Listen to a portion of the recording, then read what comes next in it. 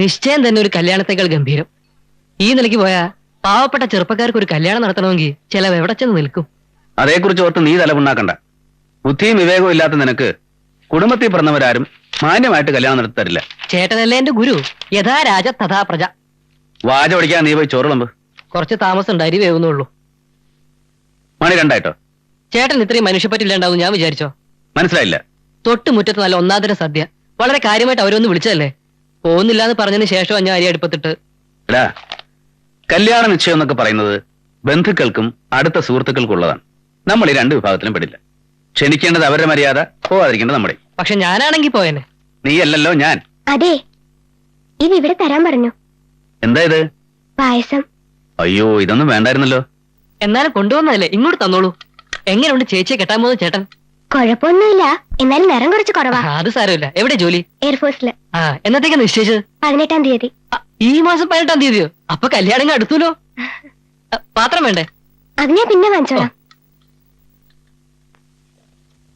സമയാസമയത്ത് കല്യാണം കഴിക്കാൻ പറ്റുകയെന്ന് പറയുന്നത് ഒരു ഭാഗ്യം തന്നെയാ.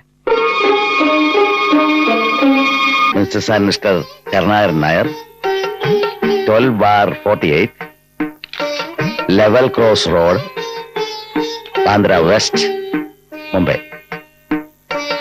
പ്രൊഫസർ രാമചന്ദ്രൻ നായർ. നമ്മുടെ ഗോപിനാഥന്റെ പേരുള്ള മറക്കല്ലേ ശേഖര? ഏത് ഗോപിനാഥൻ? സുഭദ്ര ആശുപത്രി കിടന്നപ്പോ എന്നും കഞ്ഞു കൊണ്ടുപോയ ഗോപി. ആ, അവരൊക്കെ ഈ ലിസ്റ്റ് കാണും. ആ, എത്രയൊക്കെ നമ്മൾ ശ്രദ്ധിച്ചാലും കുറെ പേരൊക്കെ വിട്ടുപോകും. കല്യാണം നടത്തി പരിചയമുള്ളവർക്ക് പരാതി കേൾക്കേണ്ടി വന്നിട്ടുണ്ടാവും. എഴുതിയോ പ്രൊഫസർ രാമചന്ദ്രൻ നായർ? നെല്ലേലിൽ ഹൗസ്. ഒന്നിങ്ങി വന്നേ. എന്താ വാ. നീ കാര്യം എന്താണെന്ന് പറ. ചേച്ചിക്ക് ഭയങ്കര വിഷമം. എന്ത് ചോദിച്ചിട്ട് ഒരക്ഷരം മിണ്ടുന്നില്ല.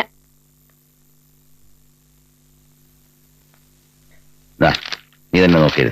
സംശയമുള്ള അഡ്രസ് മാറ്റി വെച്ചാൽ മതി.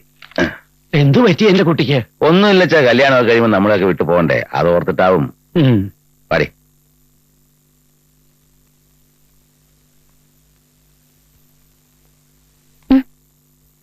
എന്താ മോളെ? എന്താ? അത് കൊള്ളാം. ഇവളെന്നെ പേടിപ്പിച്ചു കളഞ്ഞല്ലോ. നീ വല്ലാതെ സങ്കടപ്പെട്ടിരിക്കാന്നും പറഞ്ഞു. ഞാൻ വെറുതെ പറഞ്ഞതല്ലച്ചാ, കരയുന്നുണ്ടായിരുന്നു. എന്തിനാന്ന് ചോദിച്ചിട്ടൊന്നും മിണ്ടിയതും ഇല്ല. എനക്ക് തോന്നിയായിരിക്കും. എന്നാ പിന്നെ ചോദിക്കുന്നതിനെങ്കിലും ഉത്തരം പറഞ്ഞൂടെ? എടീ ഉദ്ദൂസേ, അവള് വിവരമുള്ള കുട്ടിയാ. നിന്റെ മണ്ടൻ ചോദ്യത്തിന് ഉത്തരം പറയണ്ടെന്ന് വിചാരിച്ചാണ് അല്ലേ മോളെ?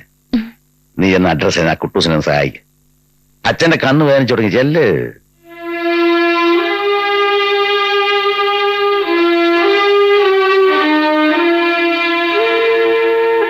എന്തിനാ എന്റെ മോള് കരഞ്ഞ്?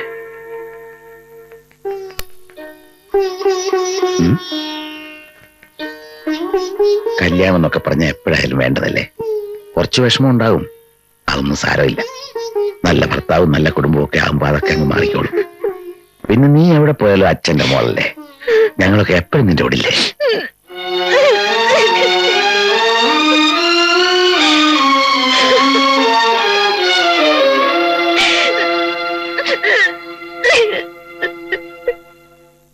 പ്രശ്നമൊന്നുമില്ല മാഡം. എന്ത് പ്രശ്നം? അല്ല, എന്റെ ബില്ലിന്റെ കാര്യം. മാഡം ഇങ്ങനെ ഒന്നും മിണ്ടാതിരിക്കുമ്പോ ടെൻഷനാ. ഞാൻ ഇന്നലെ മിസ്റ്റർ ഹരീന്ദ്രന്റെ വീടിന്റെ മുമ്പിൽ കൂടെ പോയായിരുന്നു. എന്തിന്? വെറുതെ. ടൗണിലേക്ക് പോകുമ്പോ റോഡ് ബ്ലോക്ക്. ചുറ്റിക്കറങ്ങി പോയത് ആ വഴിക്കാ. ഡ്രൈവറാണ് വീട് കാണിച്ചെന്നത്. ബില്ലിന്റെ കാര്യം? ആ വലിയ വീടിന്റെ മുന്നിൽ സാരി ഉടുത്തൊരു പെണ്ണിനെ കണ്ടിരുന്നു. ഹൗസ് ഓണറുടെ മോളായിരിക്കും അല്ലേ? ആയിരിക്കും. മിസ്റ്റർ മേനോന് 2 പെൺകുട്ടികൾ കൂടി ഇല്ലേ? അതൊക്കെ സ്കൂളിൽ പഠിക്കുന്ന കുട്ടികളാണ് മാഡം. കള്ളം. ഒരാൾ കമ്പ്യൂട്ടർ സയൻസിനും ഒരാൾ ഫസ്റ്റ് PDCക്കും. ഇതൊക്കെ ആര് പറഞ്ഞു? ആരോ ആവട്ടെ, ശരിയല്ലേ? എനിക്കിതൊക്കെ അന്വേഷിക്കാൻ എവിടെ നേരം? മാഡം ബില്ലിന്റെ കാര്യമൊന്നും പറഞ്ഞില്ല. മിസ്റ്റർ ഹരീന്ദ്രന്റെ മനസ്സിൽ ഇത് മാത്രമേ ഉള്ളൂ. എന്റെ ചെക്കിംഗ് എല്ലാം കഴിഞ്ഞു. ഇനി എക്സിക്യൂട്ടീവ് എഞ്ചിനീയർ ഒന്ന് കണ്ടാൽ നേരെ അക്കൗണ്ട്സിലേക്ക് വിട്ടേക്കാം. പോരെ? Thank you. ട്രിവാൻഡ്രത്തേക്ക് എന്നാ പോകുന്നത്? നാളെ പുലർച്ചയ്ക്കുള്ള വണ്ടിക്ക്. അവിടെ എന്റെ ചേട്ടനുണ്ട്, ടെലിഫോൺസിലാ. ഞാൻ വിളിച്ചു പറയാം ഹരി വന്നെന്ന് കാണാൻ.